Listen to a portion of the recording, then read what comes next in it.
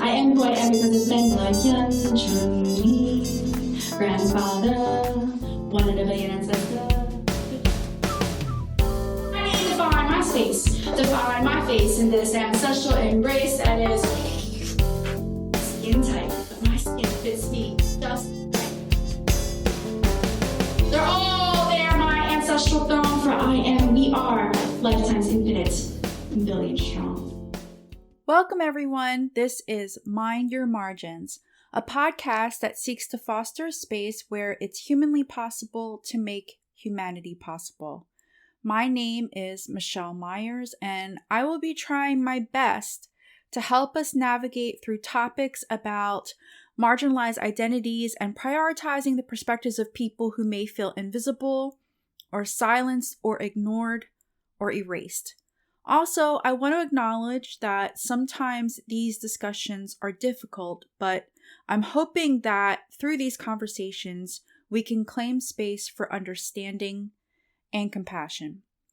Thank you so much for taking the time to listen to this episode today. I know that we all lead such busy lives with work, with our families, with the day-to-day tasks and struggles and just straight up bullshit that sometimes can take on this relentless, energy-draining force in our lives. So I'm very grateful to you for being present with me to try to reclaim some of that energy back. But before I get into today's topic, as I do at the beginning of every episode, I'm going to share a land acknowledgement statement. I call out to the ancestors of the native peoples of this land in the hopes that by honoring them, I also honor my mother and my father, who are now ancestors, and whose spirits passed over on this land, and through them connect to my Korean ancestors and the land of my birth. And I really want to emphasize that I offer up this land acknowledgement statement not for show or political correctness. I do it to openly express a deep, sincere respect to the ancestors of this land, the spirit of this land, and the indigenous peoples of this land. And as someone who was not born here, I am essentially a visitor here to this place. But I'm also rooted into this land, and I pray that the spirits and ancestors of this land will guide and protect me and keep me grounded. So I hope you'll reflect on the words as I speak them. I acknowledge that the land on which I live and work are the ancestral lands of the Lenni Lenape people, whose presence and resilience in New Jersey, Eastern Pennsylvania, and Delaware continue to this day. I recognize that the place where I recorded this podcast also sits on the unceded homeland of the Lenape people. I and my listeners take this opportunity to honor the original caretakers of this land and recognize the histories of land theft, violence, erasure, and oppression that has brought ourselves here. We are grateful to be guests in these lands and commit to solidarity in the struggle for indigenous sovereignty.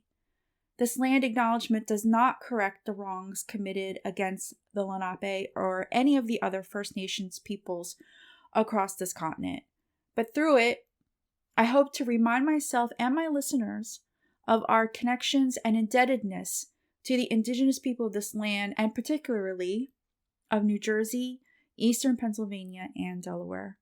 Saying their names and learning their histories call them into our consciousness and awareness. Thank you very much for listening to that land acknowledgement statement. And I just want to say, hello, beautiful people. It's so good to be talking to you right now. I know it's been a while. It's been over a year since my last podcast episode, and here in 2025, I'm happy to be back and back as a more evolved person. As far as why I disappeared for a while, the quote-unquote easy answer, meaning the less emotionally vulnerable answer for me, is that last year, I prioritized writing a middle grade novel which honors my mother and her being the first storyteller in my life. And I've been working on this book for 7 years, since right after my mom passed away. Actually, I'm recording this episode a few days after the 7-year anniversary of my mom's passing. And last year, I had set a goal for myself that I was going to finish it meaning the book. I was going to finish the book by the end of 2024, no matter what. So I had to make time for writing it. Like, I literally had to set it down as a task in my daily calendar and open up space in my schedule for it.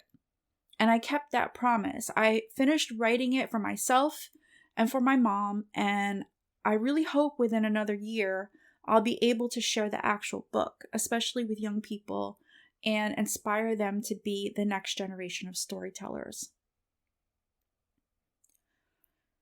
Now, that reason for why I took off some time from making the podcast so that I could write my book is true and all, but the more emotionally vulnerable reason is that for the past year, I've been taking this inner journey of sorts and doing a lot of reflecting and soul searching, and it's led me to the space of trying to connect to ancestors and culture, and in turn understanding my purpose and gaining insight into the person I choose to be, into accepting who I am and why I am, for no other reason except that's the way I see myself and how I feel in my heart in terms of my relation to other people and to the world around me.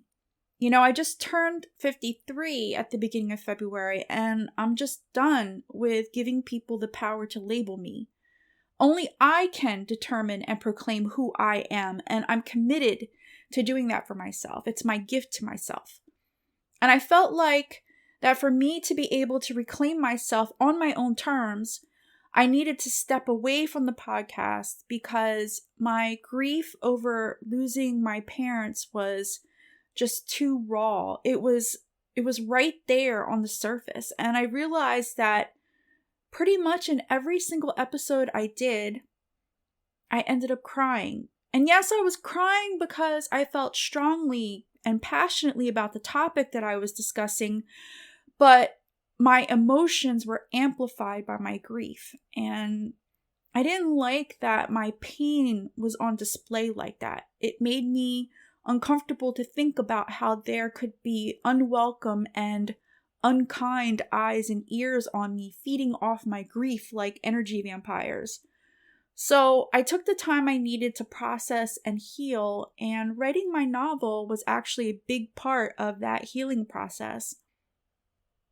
While I was writing it, I made it a point to release everything else in order to focus on my own evolution, my own growth.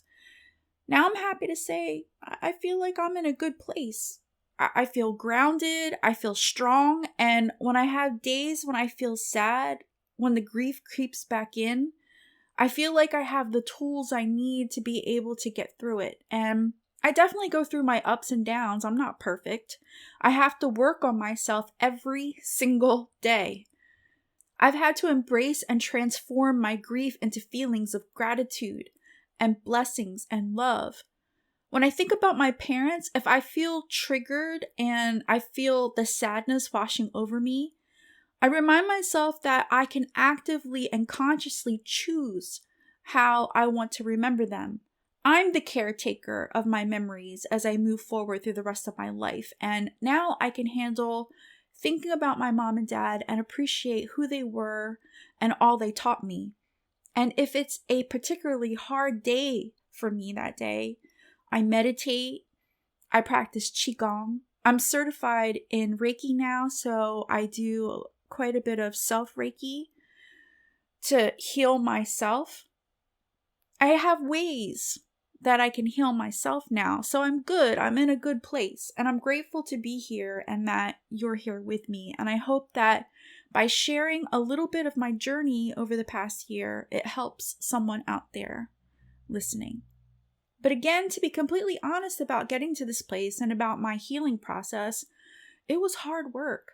There was a lot I had to confront about myself and my relationship with my parents, so much that I had to release and to forgive, including forgiving myself, releasing guilt and letting go of regret. And that part of the process involved me reflecting deeply about ancestors and lineage and legacy, about what kind of karmic, emotional, spiritual cycles or baggage, depending on how you look at it, that they've passed down to me.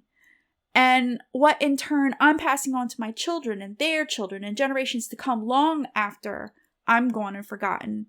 And so I want to share my thoughts about remembering and honoring our ancestors a bit in this podcast episode.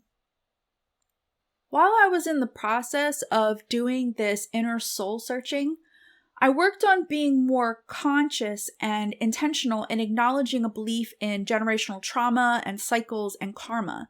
And I think I've always had a feeling about this, but now I have the language to talk about it and a way to conceptualize it that I didn't and really couldn't before. So for me, I believe we may inherit our own personal karma, but I also think we can inherit ancestral karma, to be caught up in cycles of intergenerational trauma. And the way that I conceptualize this for myself is through the Korean belief in Han. Han is pretty much untranslatable in English, but the way I understand it for myself is it describes a deep and profound sense of spiritual and emotional suffering, sadness, anger, resentment, and regret, all mingled with a kind of hopeless hope. That's what I call it, a hopeless hope. And if you believe in a collective unconscious, this is something that all Korean people feel across the world and through the generations. There's also this belief that Han makes up our essential identity as Koreans. And if you have ancestors from Korea, then you are, in a sense, quote unquote, afflicted with Han by this collective consciousness of trauma endured by all Korean people throughout time due to many instances of brutality inflicted on Korean people by outside forces through invasion, conquest, and occupation, including the Chinese in the 17th century and, of course, the Japanese in the first half of the 20th century. This is what many Korean people believe. Okay, I'm just trying to describe this to you based upon what many Korean people believe. And so this concept of Han is probably best exemplified in the folk song Arirang, which most Korean people know. It's like the unofficial national anthem of Korea. It's both a song of grief, but also a song of hope, as the person singing the song, this is how my mom always explained it to me, the person singing the song is telling their loved one who is going away that they hope that when this loved one who's going away travels over Arirang Mountain, that their feet hurt so much that they come back. So this is what I mean about a sense of hopeless hope. The person in the song who's singing the song hopes their loved one will come back, while at the same time they are grieving the likelihood that this loved one is going away and never coming back. And they're anticipating the profound heartbreak they're going to endure over losing this loved one. And so in reflecting on Han and how my mother behaved or expressed herself in ways that seem to embody Han, I have been comparing it to the concept of ancestral karmic memories and wondering what emotional behaviors and patterns that I carry in my DNA, which have been subconsciously programmed within me due to the joining of countless family lines over hundreds, if not thousands of years. And I've been asking myself whether I have the personal fortitude to transform these behaviors and patterns so that I can break free of them and also hopefully free my children and their children and so on of these generational traumas and burdens. So I've been reflecting on this a lot lately, especially as I find myself now a parent to children who are officially adults and who, let's face it, have been forming their own identities since they were children, most definitely since they were preteens, and who view the world through their own unique perspectives. But because I was raised a certain way by my parents, both collectively and separately, my parents had different ways of seeing things, as I'm sure most parents do. They most certainly didn't agree on everything. And they taught me things unconsciously about money, about love, business, whatever. And so I have had to actively recognize this and break through those patterns of behavior. And in finally gaining clarity about this, I've had to embrace a mental and emotional space of uncomfortable healing, about the way that I've lived my life and behaviors that I've exhibited in the past, including how I myself have been as a parent to my children. What behaviors rooted in trauma have I been passing on to them? What seeds am I planting now in the way I carry myself and in the stories or narratives I tell them about our family, about society, about the world? I've been asking myself these questions, and I also keep coming back to wondering if I'm reinforcing the very cycles that have weighed down my own heart and soul, or can I create a new path forward for myself and for them? When I look at my kids, I feel both a deep love and a profound responsibility to help them carry a legacy that is not rooted in suffering. I want to ensure that while they inherit the strength of their ancestors, that they don't carry forward the burden of whatever pain they've passed on, whatever their unresolved grief was. But here's the catch. I can't simply wish it away. I can't simply tell them not to feel the weight of Han, because it's not something that can be negated through words alone. And the more I think about it, the more I understand that the transformation I long for them begins with me.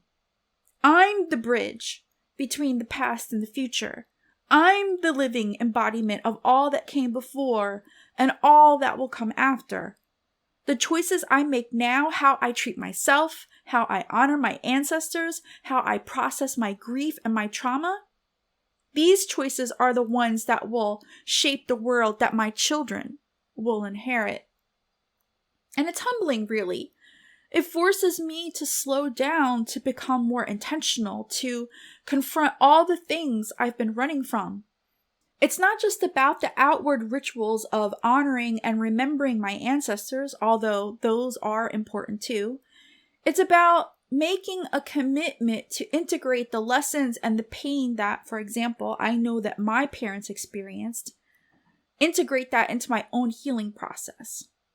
And in this past year of soul searching, I've had to ask myself over and over, what does it mean to heal this kind of generational trauma? How do I even begin to do that? The idea of breaking free of something like Han feels insurmountable sometimes, and what I've had to accept for myself is healing doesn't necessarily mean this kind of pain should be erased. It's not about erasing or forgetting or denying. It's about understanding and integrating those inherited painful emotions and learning to sit with them without letting them define me or control my actions. Like, if I'm feeling pain or anxiety, I've been trying to train myself to stop, take a breath, and say, "Oh, hello, pain. There you are. Why are you here? What do you need?" And just treat myself with kindness and grace while I work through it. And then release it and get back to having a better relationship with myself and the world around me.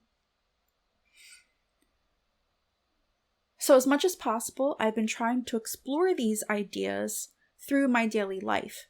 In moments of quiet, I ask myself, how can I create a space where my kids don't have to carry this heavy shared grief in the same way that I did, and my parents did, and my grandparents did? How do I ensure that this intergenerational sorrow doesn't become their sorrow? I think part of it is acknowledging it, bringing it out into the light. So instead of pretending that it's something that can be erased or should be erased, or that I'm quote unquote over it, I'm learning to honor generational trauma in a way that makes it something that I can transform into strength, resilience, and perhaps even peace, so that I can offer something lighter and more freeing to my children. Because I also have to remember that my life right now matters too. The way I live in the present, the way I interact with the world, has a ripple effect on the generations that follow. It's not just about what I inherited, it's about what I choose to pass on. It's about what I do with that energy that matters. For me, I've had to recognize that the emotional trauma, the mental trauma, the way those traumas transfer into my body, I don't have to allow them to wreak havoc on me or create chaos in my life. I have the power to reclaim them and reform them into whatever I want. So this havoc, this chaos can actually be the little opportunity or opening we need to see the truth and learn a lesson from it. Learn to evolve and to grow. I've also been looking at my relationship with my own parents differently, both my mom and my dad.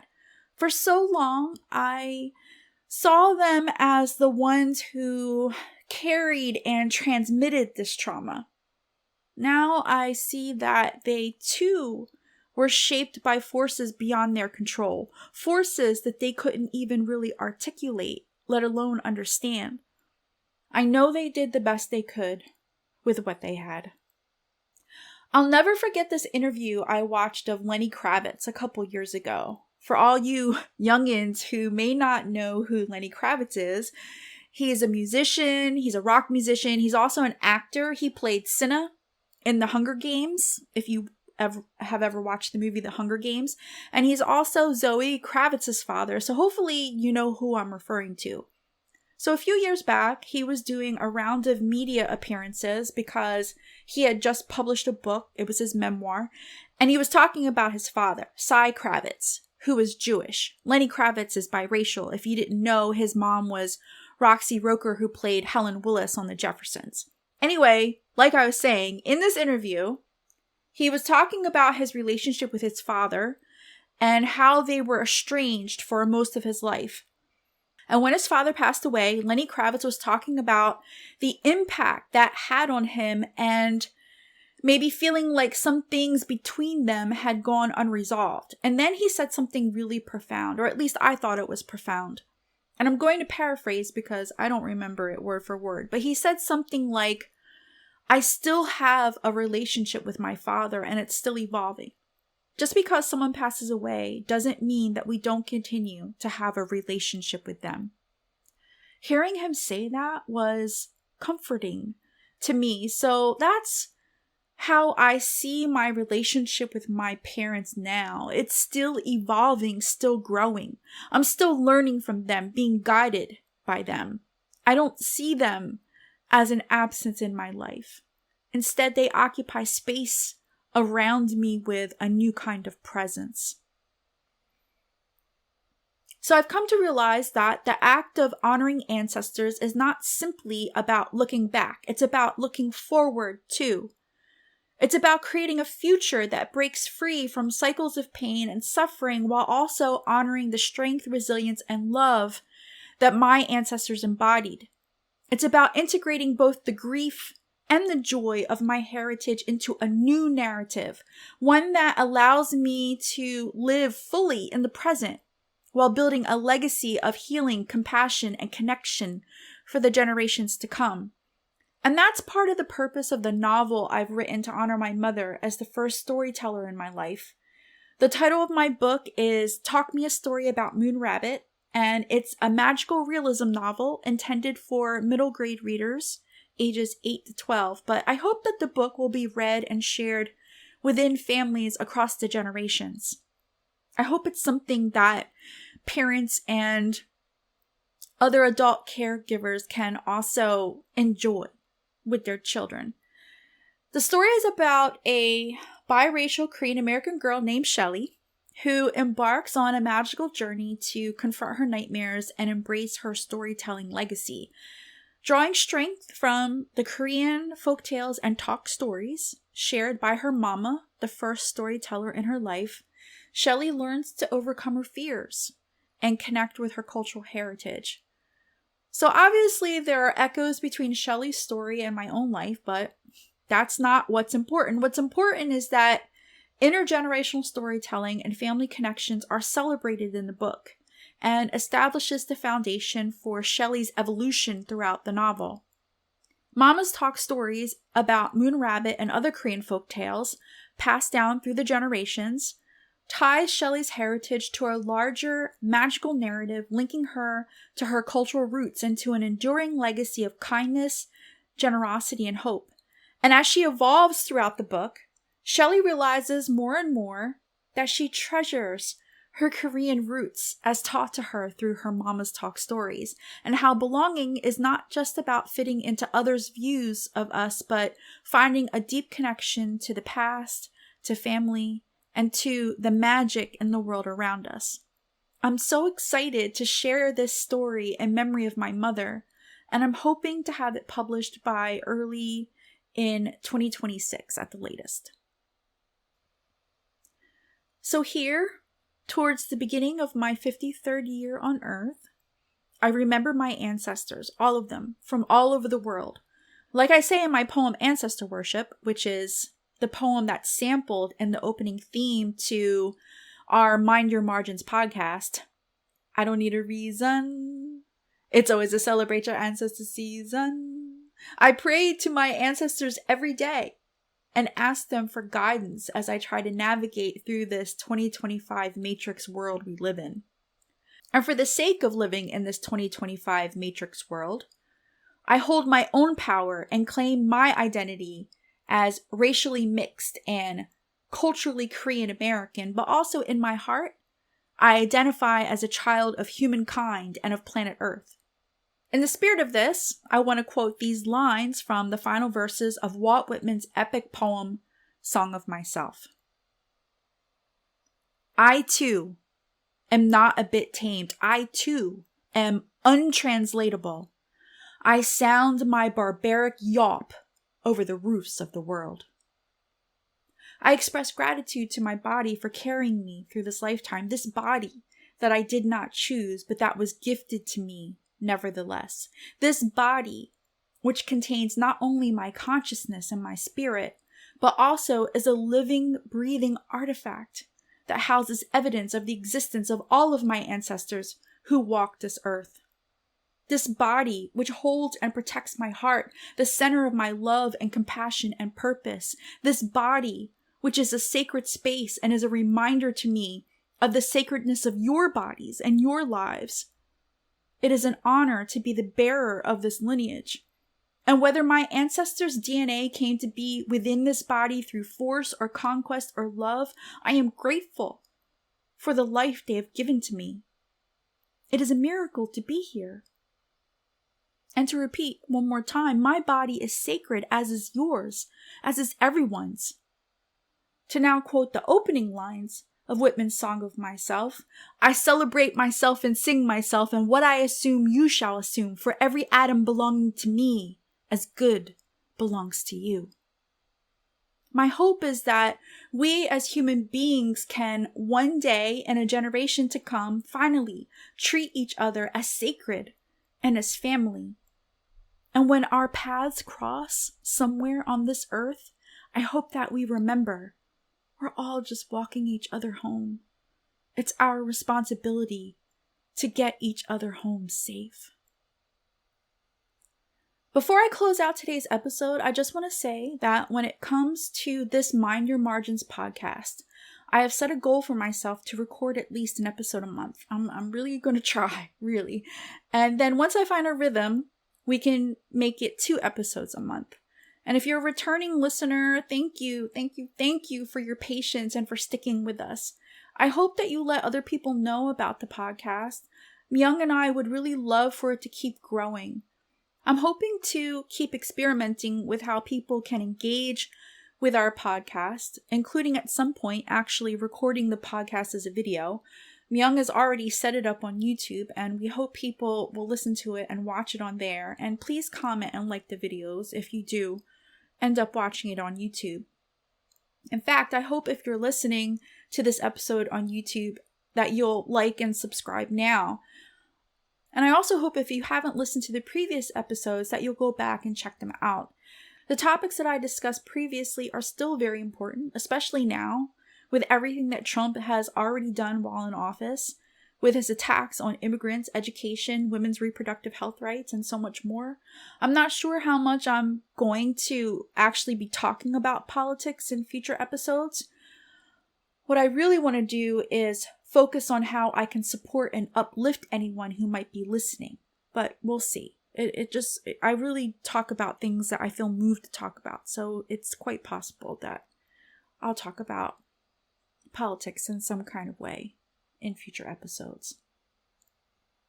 So one of the things I'd like to experiment with is finishing each episode with me pulling an oracle card and reading the message from the book. I want to be clear. This is not tarot or divination or anything like that. But I've been using oracle cards for the past year or so as tools for affirmation and inspiration, and as reminders for how I can stay positive, to keep my energy up and stay in a space and an energy of optimism. So the oracle deck I'm using today is called the Medicine Woman Oracle. The cards in this deck are organized into 4 categories. The first one is archetypal medicine women. The second one is gifts of the feminine.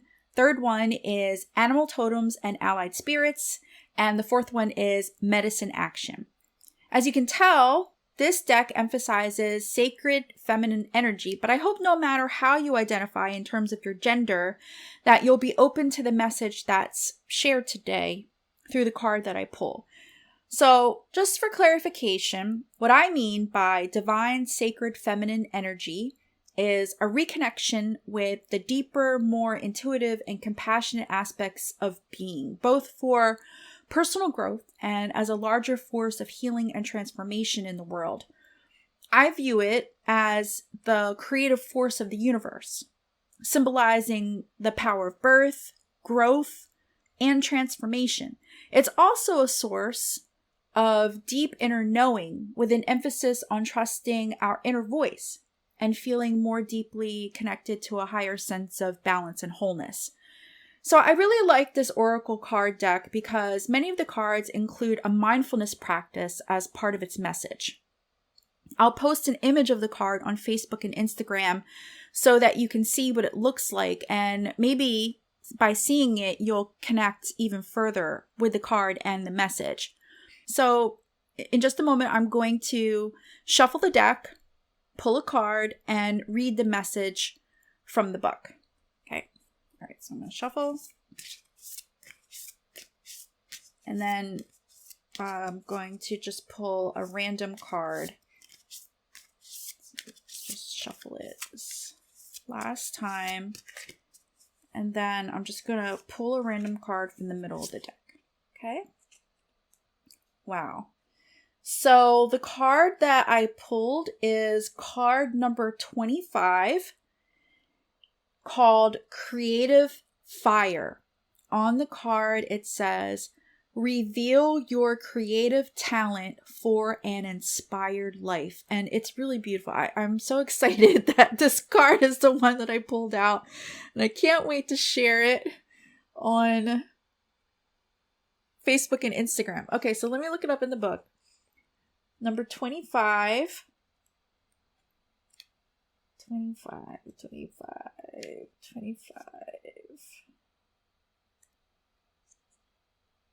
Okay. So this one, so again, it's number 25, Creative Fire. Reveal your creative talent for an inspired life. And so I just want to clarify that the type of card this is in the deck is a medicine action card. And I'm going to read this first before I read the actual message for the card. So the medicine action cards are designed to rehabilitate our original nature. We need to find our medicine to heal the memories passed down since the dawn of time, kindle the flame of pulsating life, and stand tall on the path of our rebirth.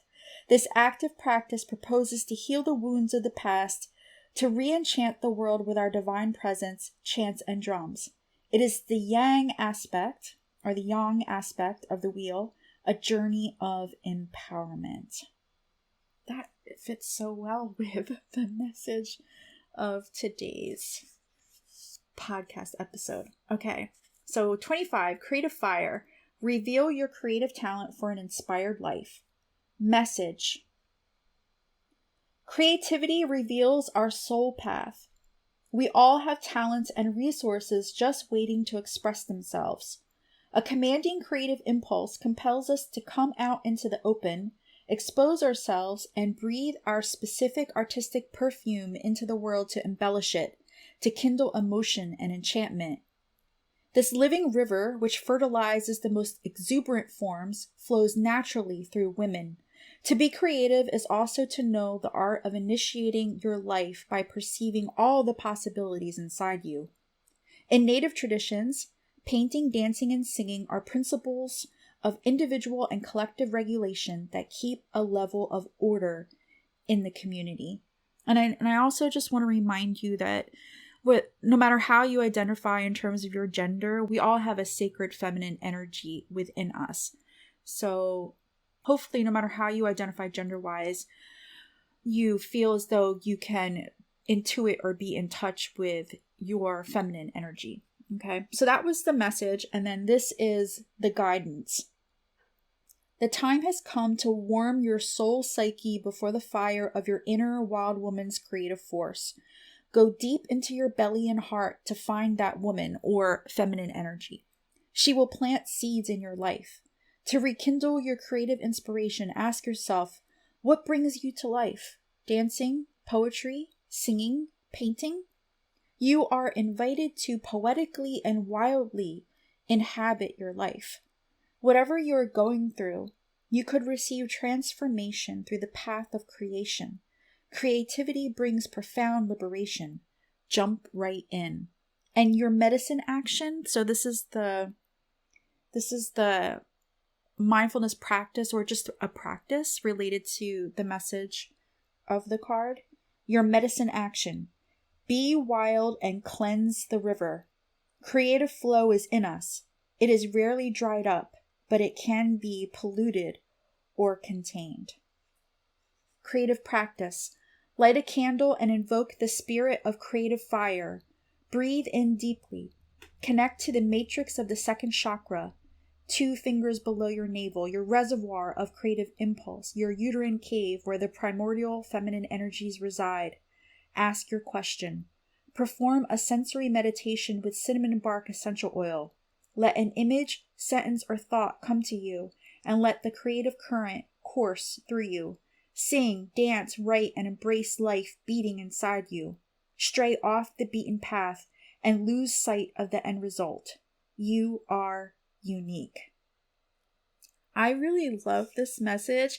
And, I hope that as far as the creative practice is concerned, that if you feel moved to try to do some aspects of this creative practice, that you'll just do whatever resonates for you, right? So like for me, if I were going to do this creative practice, I would light a candle and meditate on the spirit of creative fire, and then try to connect with that spiritually, like just inside me. I mean, just to evoke my own visualization of what creative fire means. I mean, I think it's very interesting that in the message here let me just say, first of all, that it seems as though they're, just from reading the message and also looking at the imagery on the card, which again, I will share with all of you, it's talking about an integration between fire energy, which is our creative energy, and water energy, which is our emotion. Water is symbolic of emotion and intuition.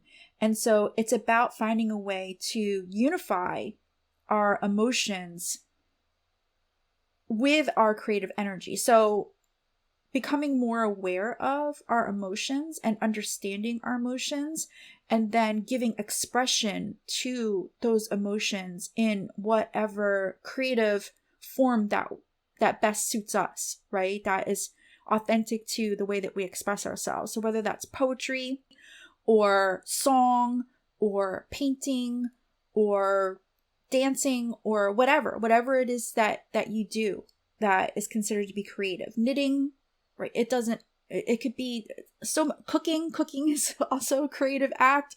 Cooking, if you like to make clothes, if you're a clothing designer, right? Obviously that is your creativity.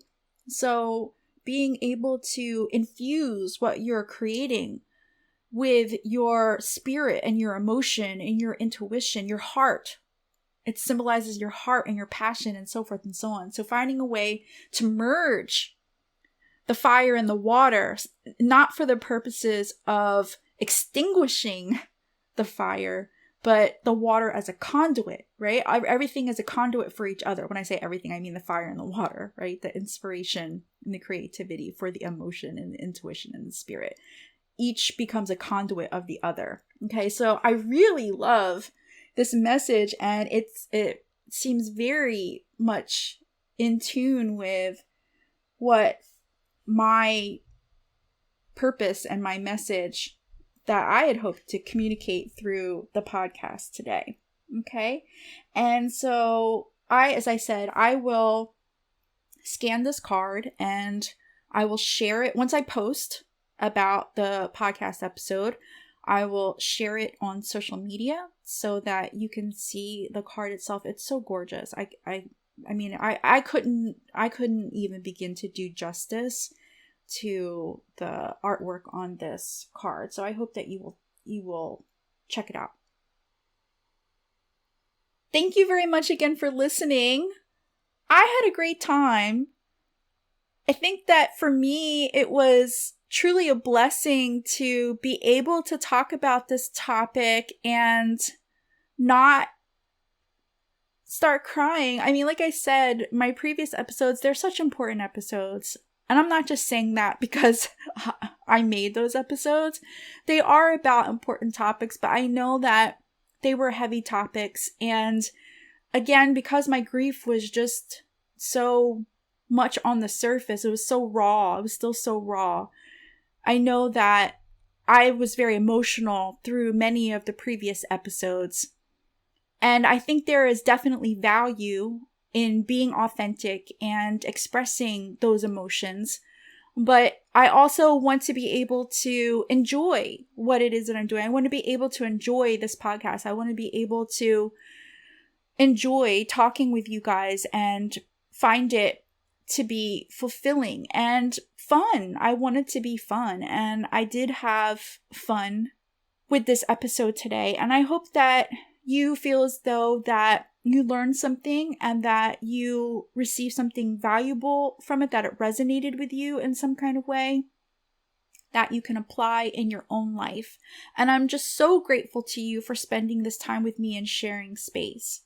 To close out this podcast episode, I'd like to share the track to an original song written and sung by my former student Lynn, which honors the hopes, dreams, sacrifices, and struggles of our immigrant ancestors who came to the United States searching for a better life.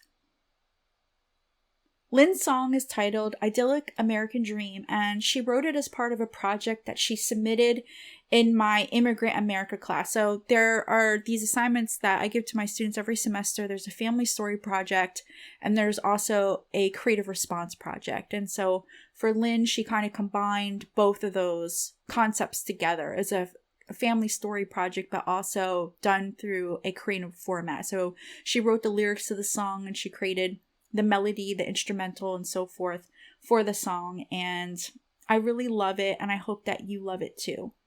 Myong will put a link to the YouTube video of Lynn performing the song in the episode description. If you go to the YouTube video, Lynn also provided the written lyrics in the description box below the video. But as we close out the episode, the song is going to be playing. So I hope that you'll listen to the end of the podcast episode.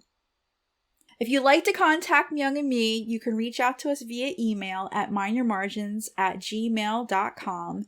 And on Twitter or X, I still have a hard time saying X, so you know what I'm talking about.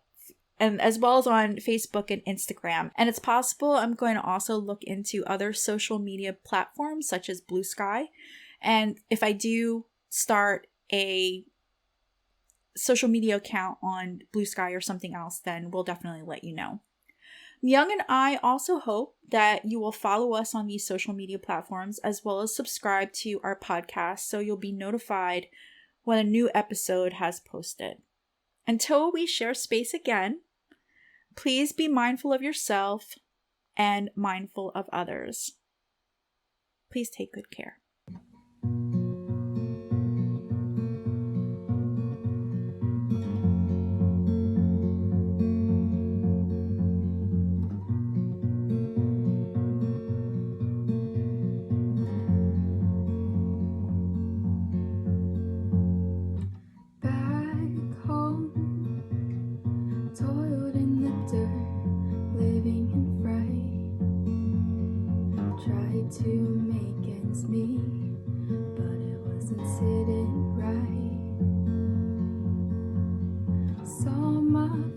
friends and family, trapped inside a bad dream.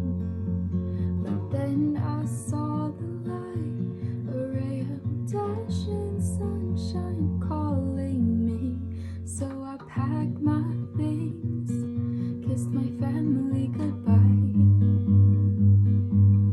told them I'd see you soon, told my little ones, don't you dare cry,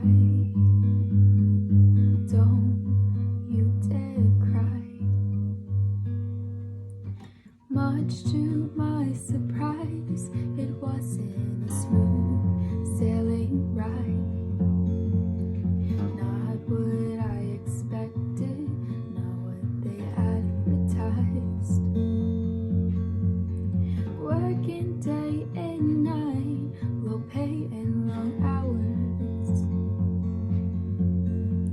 And little would I know, I'd be meeting with a friend named animosity. In spite of isolation and loneliness, I had to envision a promising future with my family. Though they're 6,600 miles away.